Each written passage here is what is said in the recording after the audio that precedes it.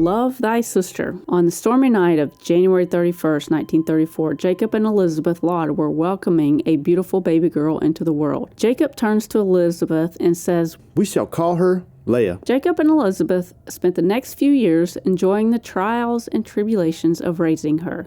Soon after Lee's 4th birthday, Elizabeth entered the room of their cozy apartment where Jacob sat with Leah in his lap, listening intensely as he read to her.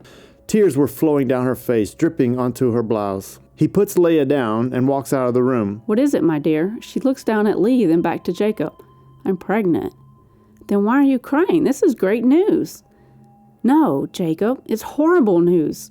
Jacob quickly ushers Elizabeth to another room, attempting to shield the child from the conversation, as he seemed to know where it would be going. Through the walls, Leah heard her mother. "I can't go through this again. How will we feed another child? We don't have the space, and I already have to sit with her all day, every day." "I need time for myself, Jacob. This is not how I envisioned my life. I just can't do this again. I simply can't." From that day forward, Jacob slept on the couch every night and never spoke a word to his wife other than answering with one-word replies when she questions him about finances or going out. 11 months after Leah's sister Hannah was born and could survive on table food, they moved to an apartment, leaving Elizabeth to live the life she had dreamed of. Leah cared daily for Hannah as her father seemed to work day in and day out. This went on for years until one night Leah and Hannah were awakened by a gunshot. Leah ran to find her father. She started in the kitchen, moved to the living area, and then to the study where she found her father lay face down on his desk. She walks to him and notices the blood flowing across the papers. She stands not knowing what to do. The only sound she hears is a steady drip of blood and her heartbeat. Leah notices Hannah coming down the hall.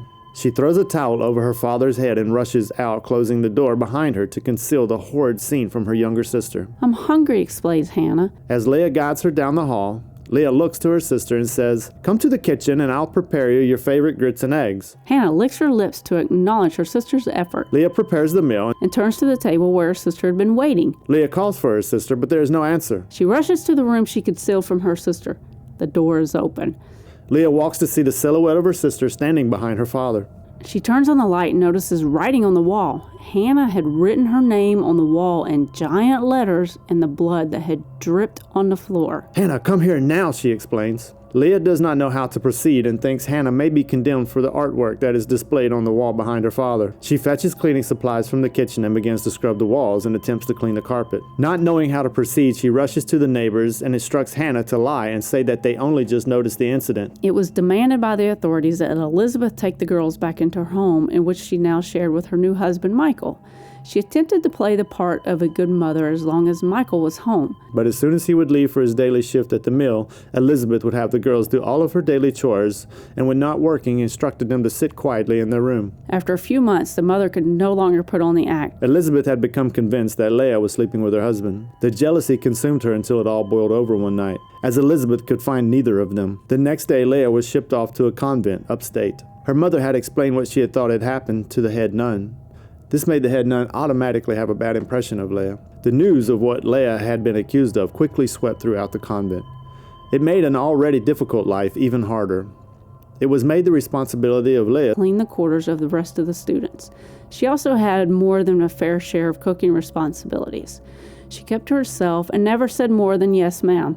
During this time, she wrote to her mother on several occasions to have a visit from her sister. These notes were unanswered for 2 years until one day Hannah was sent off to the convent as well. The girls quickly became inseparable. They spent the remainder of their time at the convent as roommates. Leah was sent home first, where her mother had already made arrangements with a wealthy family in the city for her to come be a live-in maid. Leah serviced the family well until one day the lady of the house was unhappy with the task that she had instructed of Leah. The lady pinched Leah on the shoulder the entire time it took her to remove the debris that she had missed during her sweep. As she stood from picking up the debris, the lady slapped Leah. Leah stood in disbelief at the level of inhuman behavior. She thinks that the lady must be possessed. She contacts the church and reports the incident. This causes the church to contact her employer, resulting in further mistreatment. Weeks had gone by before any further conflict from the lady had arose. Leah went about each day performing the chores to the satisfaction of her employer. Leah received a letter from Hannah one day letting her know that she had taken oath of the church and would be serving as a nun for the rest of her days. This infuriated Leah. They had always had plans of working for the same house as caregivers and being together. This attitude followed her into several employment ventures until she settled with the family of a retired lawyer. They had 2 adult children. One had moved away to another state and started their own family, while the other adult child had moved back home after starting a family that left her a single mother.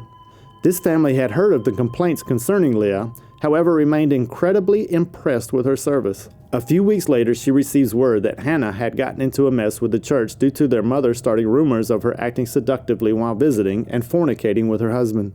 Hannah, unaware that her mother was the one that started the rumor, returned home.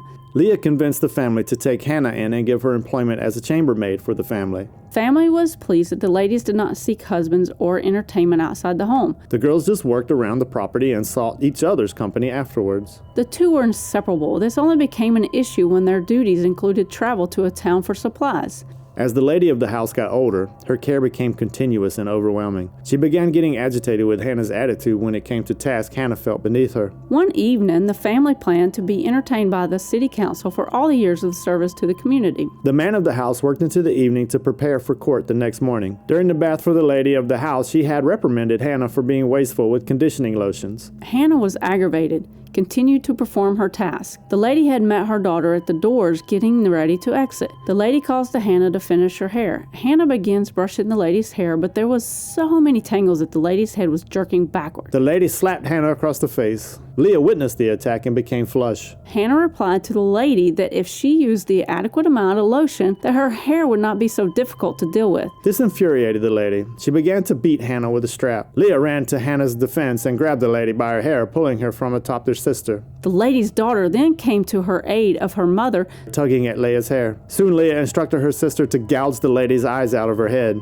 Hannah looks at the lady being held by Lee. She had her by her hair. Hannah thrusts her thumb into the eye socket and pop out both eyes together. They remain dangling at the lady's cheeks. The daughter screams in horror at the sight and lets go of Leah and begins to run. The girls chase her around the house, and once they catch her, they drag her back to where her mother is located. Each sister has a handful of the girl's hair. Leah gets atop the daughter, straddling her as she struggles. Hannah kneels at the daughter's head and pushes her thumbs in her eye sockets as well and pulling out her eyeballs. Both ladies roll around on the floor, moaning as their eyes hanging by thread-like substances coming from their eye sockets. Hannah leaves the room quickly, returns with a hammer and a butcher knife. She jumps on the back of the mother, begins beating her head with the hammer. She continues to hit the woman until the hammer has brain matter hanging from the claw. She turns her attention to the daughter. She throws the hammer to the side and grabs the knife. Leah, tired of hearing the screaming, releases her hands and begins choking the daughter. Before she loses consciousness, the daughter grabs the knife that Hannah is using to cut at her skin. Hannah turns her attention to cutting at the skin between the daughter's fingers. She throws the knife across the room once the daughter goes out.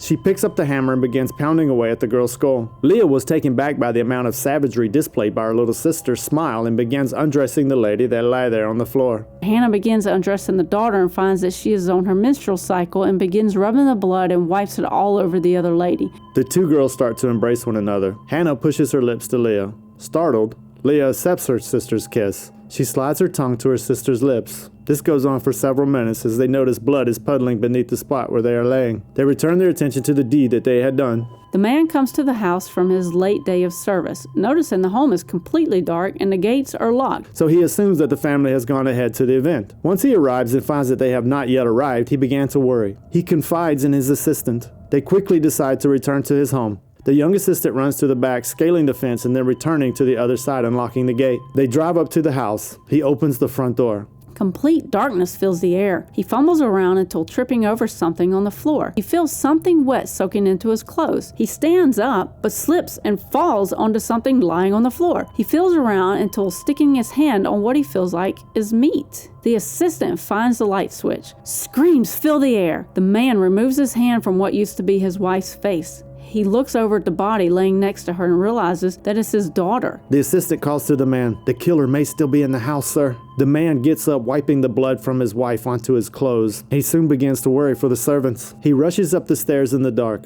The only light is the flickering of a flame of a candle peeking through the keyhole of the servant's room. He attempts to open the door, but it is locked. He hears whispering gibberish coming from the other side. He busts through the door and finds the sisters laying naked, embracing one another, shaking in fear. He races around looking in their closet and under their bed. He wraps a blanket over each sister and leaves the room, walking from room to room looking for whoever had committed this terrible deed. The man instructs the girls to stay behind him. They continue through the house, ending up in the kitchen. The man sends the assistant to fetch the local authorities. He pulls the chair out for Hannah and watches as she sits down trembling. He pours her a glass of water and turns to Leah. He notices Leah's nails have blood underneath them. "Did you have contact with the attacker?" he asks. She nods yes, that she had. She turns to face the counter, and behind her is a butcher knife. She slides the knife under the blanket he had draped over her so thoughtfully. He turns to Hannah and asks, "Did you get a look at him?" The moment Lee raises her hands high above her head and slams the butcher knife into his head, he turns to her as he falls to the ground. Leah looks to Hannah. "Let's get out of here," she said. The two girls grab some clothes and head out quickly. They return to their mother's home walking in as though they were just there for a visit. "If it's all right, we'll just stay here tonight and head out in the morning, Mother." "That's fine," says the mother. "Just don't mess up the employment you have now." Only a few minutes later, the authorities rush to the house. Elizabeth rushes into the room where the girls were staying. She opened the door, but the room was empty. The window wide open with the curtains flapping in the wind. To this day, no one knows what happened to the sisters. Be careful out there. They may just be your neighbor, your co-worker, or the person walking next to you in the park. You never know who you're talking to.